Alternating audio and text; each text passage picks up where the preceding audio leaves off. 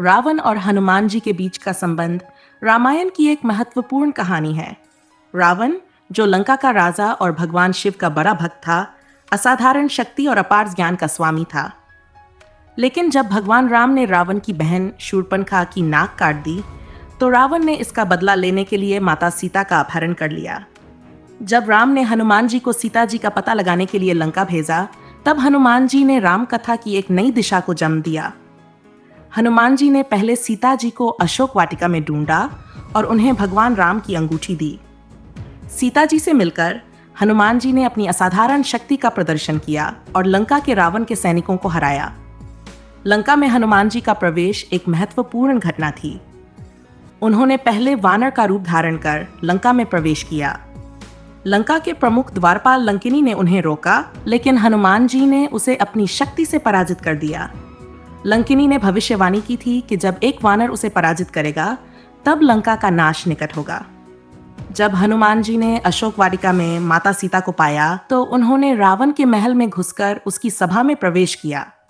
वहां हनुमान जी ने रावण को भगवान राम का संदेश दिया और सीता जी को वापस करने का आग्रह किया। रावण ने इस आग्रह को ठुकरा दिया और हनुमान जी का अपमान किया।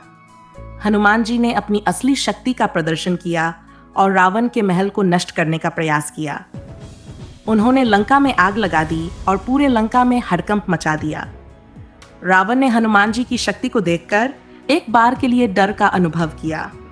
हनुमान जी के कारनामों से रावण को एहसास हुआ कि वह साधारण वानर नहीं है, बल्कि उसमें दिव्य शक्तियां हैं। हनुमान जी ने रावण को दिखाया कि भगवान राम की सेना कितनी शक्तिशाली है और अगर रावण ने सीता जी को नहीं छोड़ा तो उसका विनाश निश्चित है।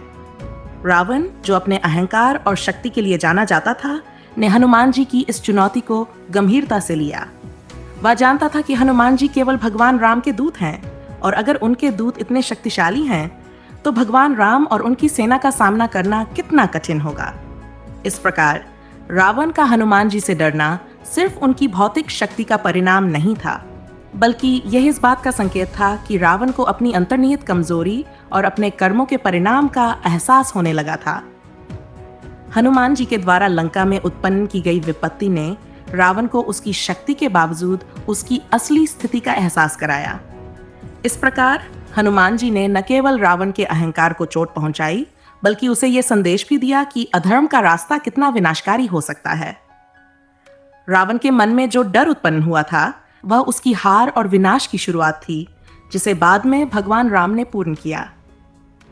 हनुमान जी के साहस, भक्ति और बुद्धिमानी ने रावण को यह महसूस करवाया कि भगवान राम से मुकाबला करना उसके लिए विनाशकारी होगा।